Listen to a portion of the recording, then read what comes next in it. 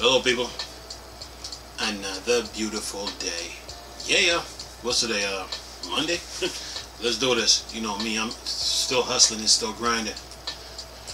But anyway, we talking about Halo Infinite without co-op,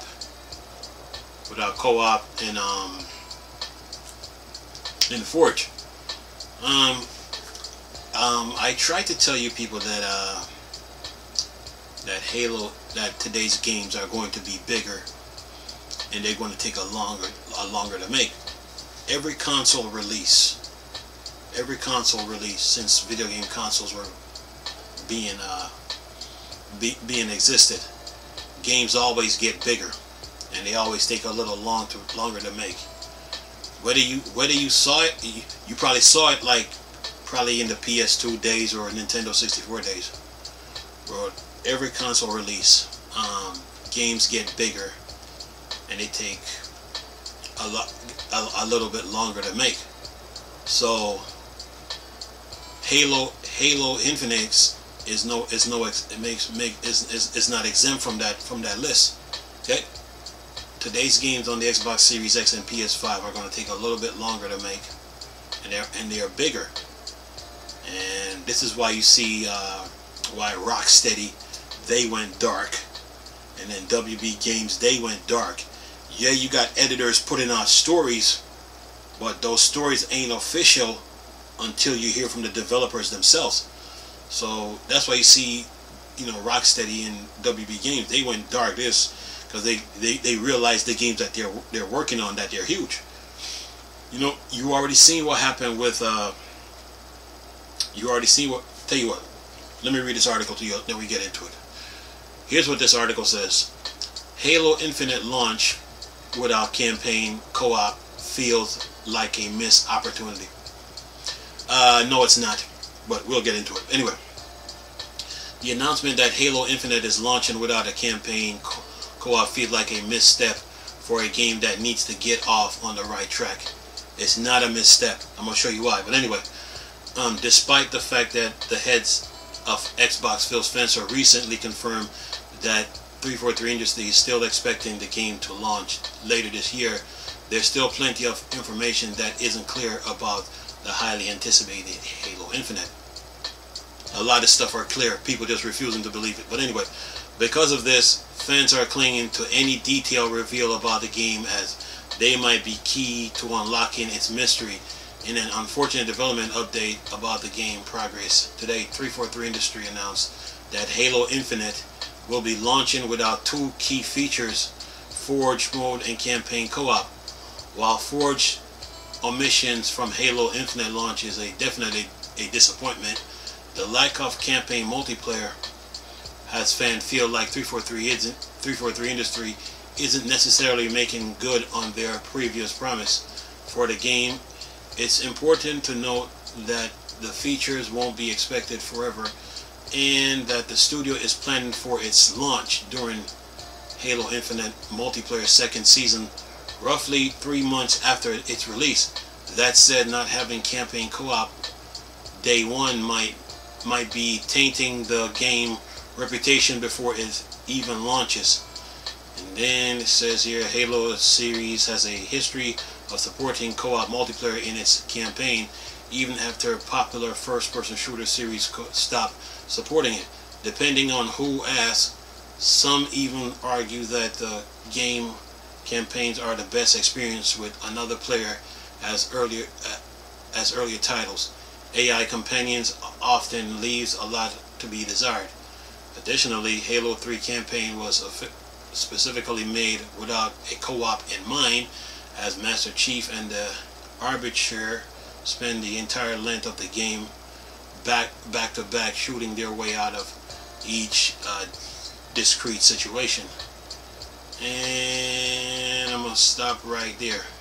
It says there, one more paragraph. It says every Halo game except Halo 5 Guardian support campaign co-op, which is why when Halo 5 launched without it, the franchise community was vocal about wanting it to be reinstated. While 343 wasn't able to include it in for Halo 5 Guardian, the studio promised that campaign co-op would return for Halo Infinite after today's news, it's clear that while the co-op option will be incorporated eventually, it might be a little too late. Okay, first of all, like I told you guys before. Oh yeah, by the way, I'm gonna leave a link in the description box with this article. First of all, campaign co-op.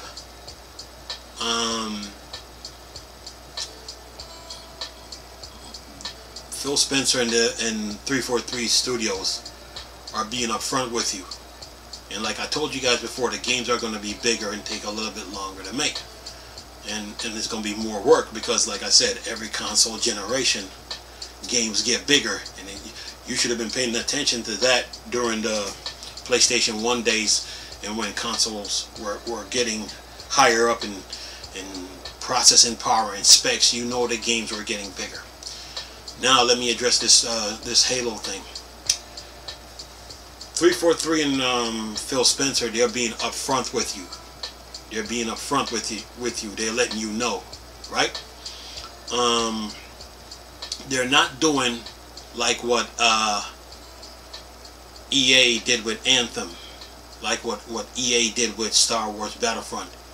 They're not doing like what CD Projekt Red did with Cyberpunk. Remember, I told you in some videos months ago that when big games launch, that the industry's paying attention and that other studios are watching other studios to see what they do with their games.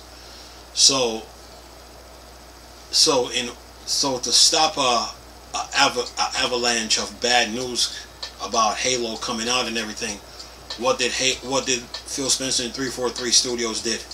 They came up front with you and let you know this is what's going to happen. They're letting you know that story mode will be available. That's one. Multiplayer will be available. That's two.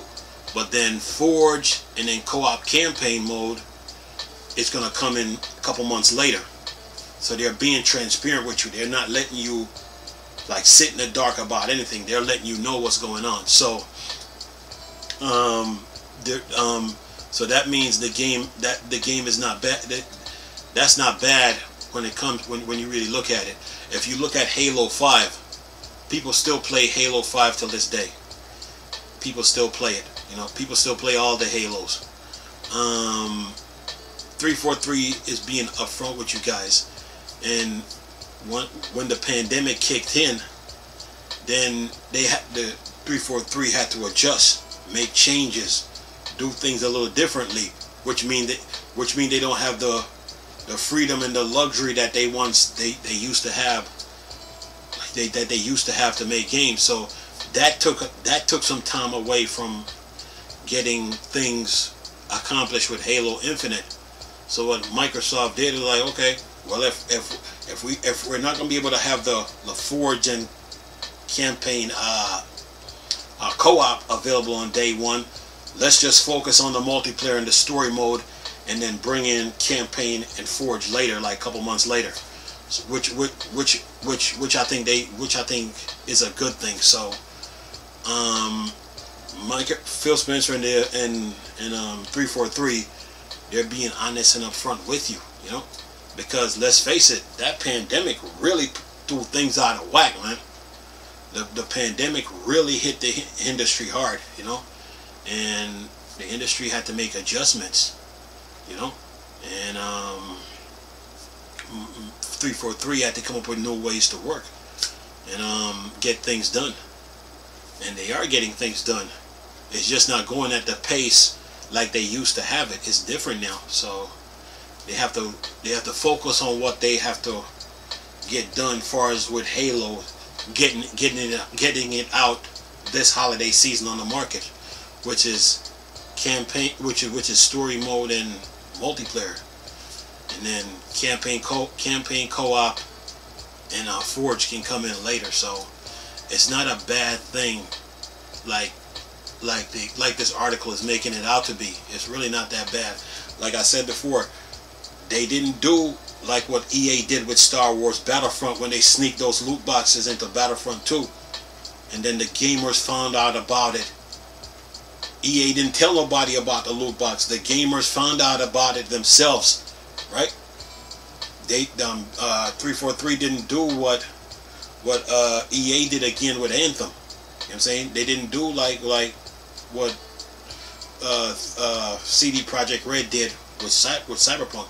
They're being upfront with you to let you know what's going on, versus releasing the game and then you buy it and you're like, oh, where's campaign co-op? Oh, where's Forge? And then all of a sudden, it's a big uproar on the internet. So they're doing their utmost right now to get this game out.